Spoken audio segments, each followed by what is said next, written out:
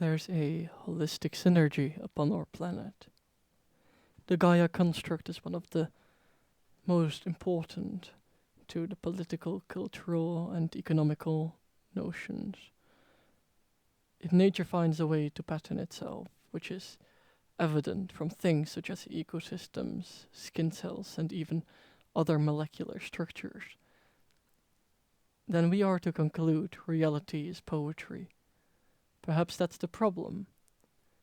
When people want equality, they are fighting against the law of reality, the law of equity, equivalent exchange. When there are many factors at play in a multivariate equation, missing a singular string will undo the knot. Like Alexander, the age of escalation will tear the Gordian knot with the sword of justice, but cutting the knot does not untie it. It makes it irreparable. That's what society as a whole is heading toward.